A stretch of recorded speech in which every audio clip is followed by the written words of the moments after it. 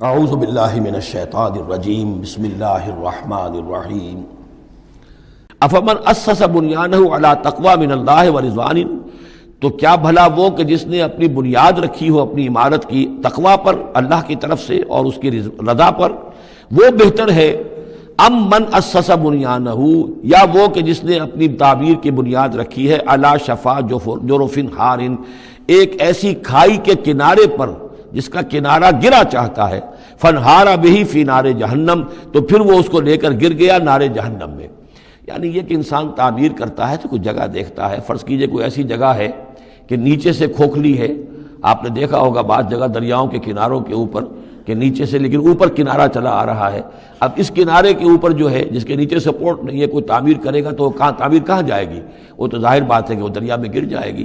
تو اصل میں یہ جو تدبیریں ہوتی ہیں منافقین کی، ان کی مثال ایسے ہے کہ جہنم کے کنارے کے اوپر یہ خشکی ہے، اس کا کنارہ باہر نکلا ہوا ہے، اس پر یہ اپنی تعمیر کر رہے ہیں، ظاہر بات ہے کہ وہ کنارہ بھی ڈھہ جائے گا اور ان کو اور ان کی تعمیر کو لے کر جہنم میں جا گرے گا۔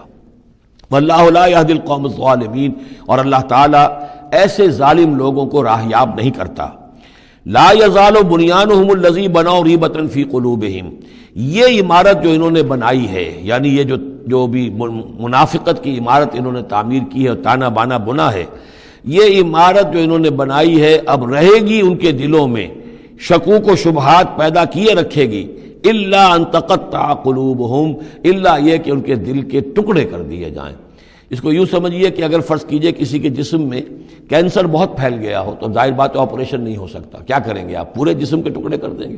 وہ تو اس ٹیشو میں بھی ہے، اس ٹیشو میں بھی ہے، اس ٹیشو میں بھی ہے، وہاں بھی پہنچ گیا ہے، یہاں بھی پہنچ گیا ہے، اب ممکن نہیں۔ تو اسی طریقے سے ان کے دلوں کے اندر اس کی جڑیں اتنی گہری جا چکی ہے منافقت کی کہ ان کے دلوں سے منافقت کی جڑیں نکل ہی نہیں سکتی، الا یہ کہ دل کے ٹکڑے ٹکڑے کر دیے جائیں، دل ریشہ ریشہ کر دیا جائے تو جو آپ جڑیں نکال لیں، ورنہ اس کے بغیر ممکن نہیں ہے۔ یعنی اس درجے راسخ ہو چکے ہیں۔ لا یزال بنیانہم الذی بنوا ریبۃ فی قلوبہم الا ان تقطع قلوبہم واللہ علیم حکیم، اللہ تعالی علیم اور حکیم ہے۔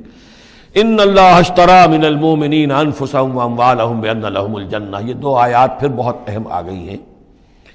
یقیناً اللہ نے خرید لی ہے اہل ایمان سے ان کی جانیں بھی اور ان کے مال بھی، اس قیمت پر کہ ان کے لیے جنت ہے۔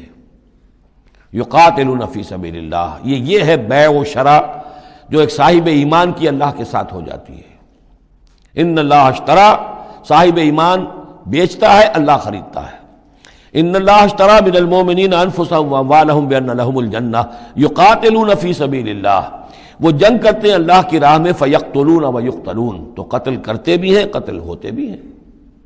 70 قتل کر دیے انہوں نے قرشی میدان بدر میں، 70 شہید ہو گئے دامن احد میں۔ وعد اللہ علیہ حقا، وعدن علیہ حقا، یہ وعدہ اللہ کے ذمے ہے، ثابت ہے، پختہ ہے، قائم ہے، یعنی جنت انہیں اللہ دے کر رہے گا۔ اس میں اصل میں جو بین السطور کہیے یا جو چیز پس منظر میں ہے وہ یہ ہے کہ ایک سودا ہوتا ہے نقد، آپ نے مال دیا اور قیمت لے لی، بات ختم ہو گئی۔ یہ جو اللہ کے ساتھ سودا ہے یہ ادھار ہے، یہاں سب کچھ لگا دو، خرچ کر دو، جان مال تن من دھن لگا دو، آخرت میں ملے گی جنت۔ جنت یہاں نہیں ہے، جنت وہاں ہے۔ تو چونکہ ادھار کا سودا ہے، اس پر دل میں کچھ نہ کچھ دغدغہ رہتا ہے۔ نو نقد نہ تیرا ادھار والی جو مثال ہے کہ 9 نقد نہ تیرا ادھار، ادھار کی 13 سے بہتر ہے کہ 9 جو نقد ملتے ہیں وہ لے لیے جائیں۔ تو اس حوالے سے جو ہے انسانی کمزوری بربنائے طبع بشری، اس کے اندر ایک دغدغہ رہتا ہے، اس کو اب کس زور کے ساتھ اس کی نفی کی جا رہی ہے۔ وعدن علیہ حقا، کوئی شک نہ کرو یہ وعدہ ہے اس کے ذمے حق ثابت، فی التوراۃ والانجیل والقرآن، اور اللہ کی طرف سے اس وعدے کی توثیق 3 دفعہ ہو چکی ہے، تورات میں ہوئی، انجیل میں ہوئی، قرآن میں ہوئی۔ ومن اوفی بعہدہ من اللہ، اور اللہ سے بڑھ کر اپنے عہد کا وفا کرنے والا کون ہوگا؟ فاستبشروا ببیعکم الذی بایعتم بہ، پس خوشیاں مناؤ، جشن مناؤ اس بیع پر جو تم نے کی ہے۔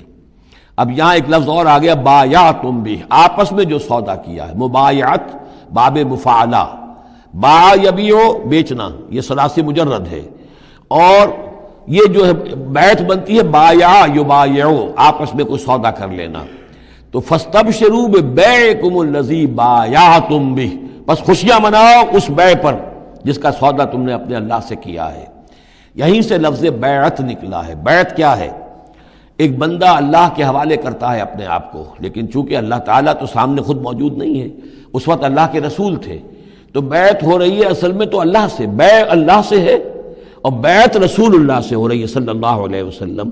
دست مبارک اللہ کا نہیں ہے بلکہ اللہ کے رسول کا ہے۔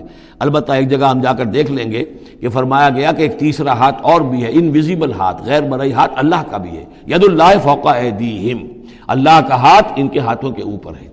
تو یہ بیع ہے، یہ سودا ہے، یہ ایمان کا لازمی تقاضا ہے۔ ان اللہ اشتری من المؤمنین انفسهم واموالهم بان لهم الجنہ یقاتلون فی سبیل اللہ فیقتلون ویقتلون وعدا علیہ حقا فی التوراۃ والانجیل والقرآن ومن اوفی بعہدہ من اللہ فاستبشروا ببیعکم الذی بایعتم بہ وذلک هو الفوز العظیم۔ اور یہی ہے بہت بڑی کامیابی۔ اللہ تعالی ہم میں سے ہر ایک کو یہ توفیق دے کہ اللہ کے ساتھ یہ بیع و شرا ہم کریں، اللہ کے ساتھ سودا کریں اور اللہ تعالیٰ کے ہاتھ اپنی جانیں اور مال بیچ دیں۔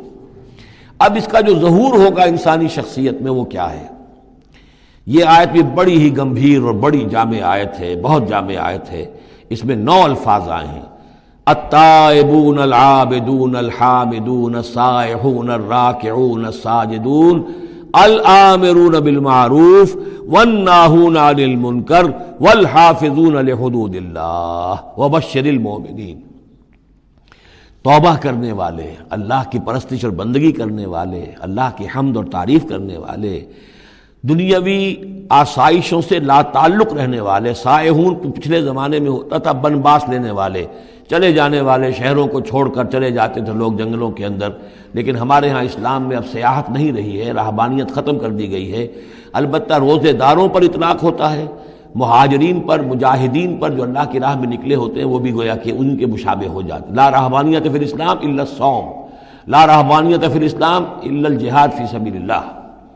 الراکعون رکوع کرنے والے، الساجدون سجدہ کرنے والے، اور پھر 3 الفاظ وہ ہیں کہ جو ایک عملی جد و جہد، باقی سارے اوصاف تو اپنے ہیں، ذاتی ہیں، لیکن اس سے جو متعدی ہونا ہے، معاشرے کے ساتھ انہیں جو معاملہ کرنا ہے، جو بھی اب اس دعوت و تحریک کے لیے جو عمل کرنا ہے، الآمرون بالمعروف نیکی کا حکم دینے والے، والناہون عن المنکر بدی سے روکنے والے، اور سب سے زیادہ جامع لفظ آیا حافظون لحدود اللہ، اللہ کے حدود کی حفاظت کرنے والے، گویا کہ خدائی فوجدار بن کر کھڑے ہو جانے والے کہ یہ اللہ کے حدود ہیں، ہم پامال نہیں کرنے دیں گے، ہم انہیں توڑنے نہیں دیں گے۔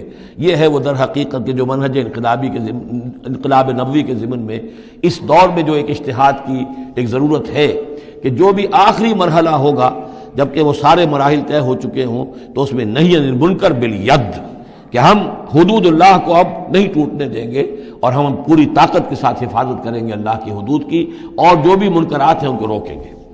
وبشر المؤمنین، اور اے نبی ان اہل ایمان کو آپ بشارت دے دیجئے، اللہم ربنا اجعلنا منہم۔ صدق اللہ العظیم۔